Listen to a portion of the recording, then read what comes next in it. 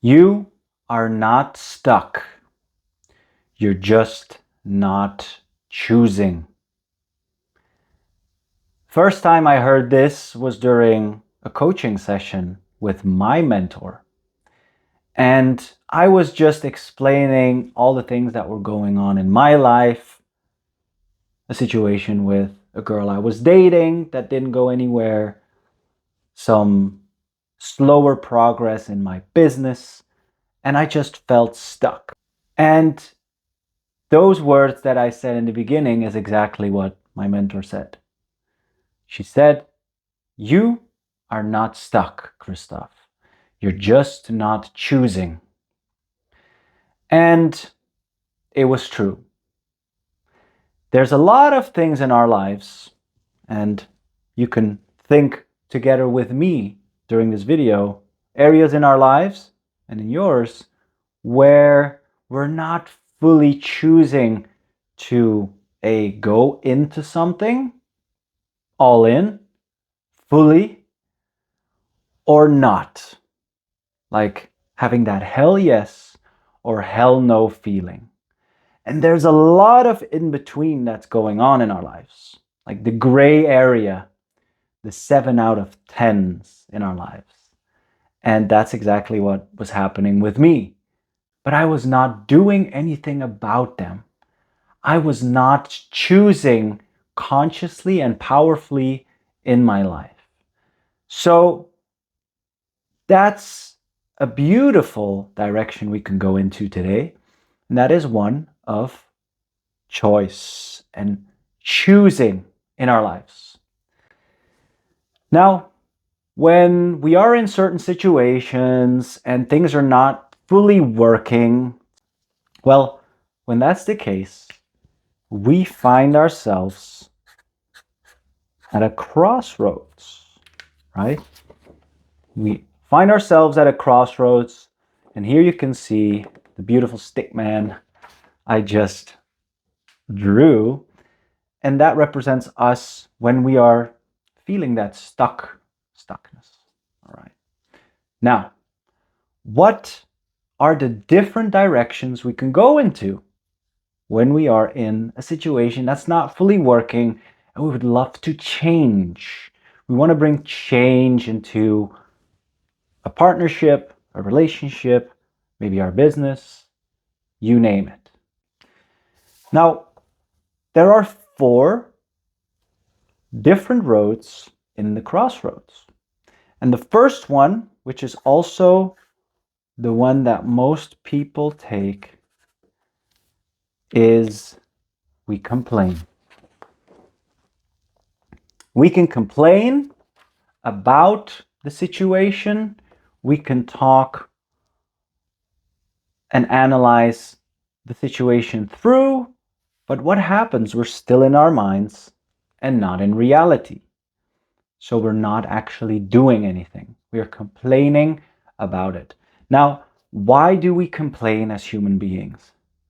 We complain because there's a lot of advantages we can take out of it. First one is we don't have to take responsibility for the situation. We don't have to do anything. We don't have to take action.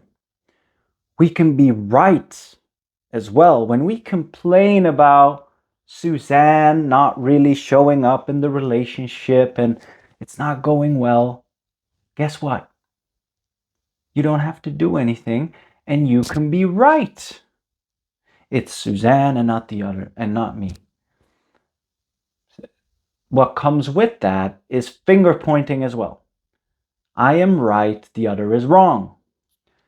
These are huge psychological advantages that we have when we complain. So you can imagine, these are the biggest reasons that people stay stuck in complaining.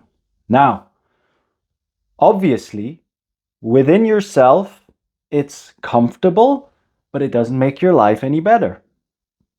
On the contrary, these situations can totally escalate. We're still complaining, and we're gonna eventually feel powerless and frustrated and everything that comes with it. So you could totally say complaining which can be a choice. You can choose complaining, but it's not the way to go. It's not the most powerful way to show up. All right. The next choice we have in you're not stuck, you just have to choose, is accepting. We can choose to accept the situation how it is. Now, what does it really mean? Because we all hear accepting and being okay with flying around every day. And we also see it enough on social media, full and radical acceptance.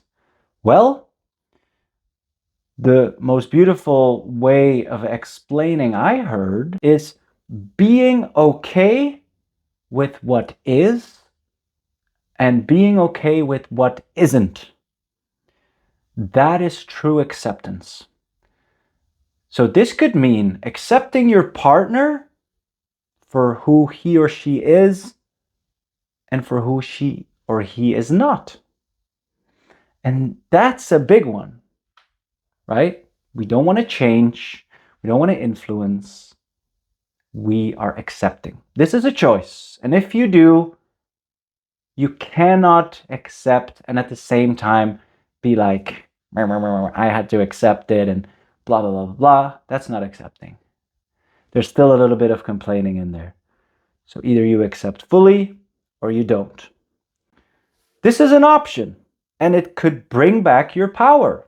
You could get out of the stuckness that you felt before when you accept. The other one,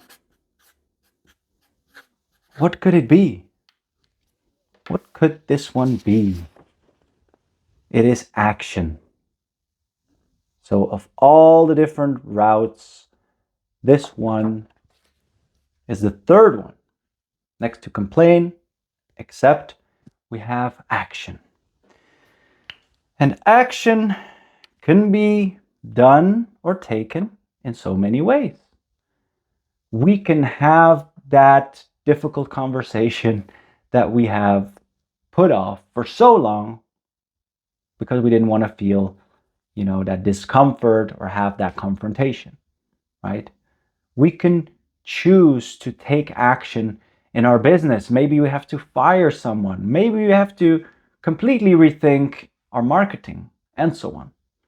So action is actually, pun intended, in the direction and in the realm of the real world.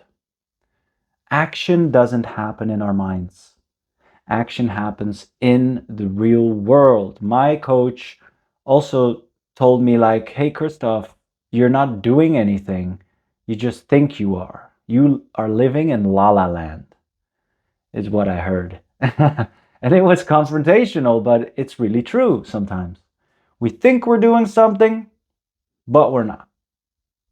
Like Chris Williamson, the super famous podcaster and philosopher in modern wisdom, has said it so beautifully. Thinking about doing the thing is not doing the thing. Talking about doing the thing is not doing the thing. Conversing or planning to do the thing is not doing the thing. And so on. All these things taken back to reality. If we take action, we have to actually do it in the real world. See for yourself which would be the better option. Accepting the situation, or maybe an action needs to be taken. You need to take action. And it's something so beautifully said by Chris Williamson as well. It is the most heavy things in life are not iron or gold. It's unmade decisions, right? So when you feel stuck in the crossroads, in the middle of that, just like this little stick man, know that you're probably not deciding. You're probably not choosing. And this is huge, right? It's actually a beautiful barometer. It gives us the temperature of our inner world, Our emotions are actually a barometer of how we're doing things and how much in our power we are or not. So I really love that. And last but not least, if all else fails, there's one more option, and that is we say goodbye to the situation. Now, the situation again could be a person, could be a project, a habit, and so on. Look very specifically and concretely for yourself what that could be for you. What is keeping you out of your power, and what decision, what choice do you have to make? So that's it. This is the beautiful Choice Crossroads, a framework to get unstuck and get into your action or choice. Good luck. And if you feel you would like to have a more direct and personal approach, click the link below. You can book a one-on-one call with me and we can go deeper, and I can definitely challenge the current situation even more and see where we would want to go. All right. Thank you, and I'll see you next time.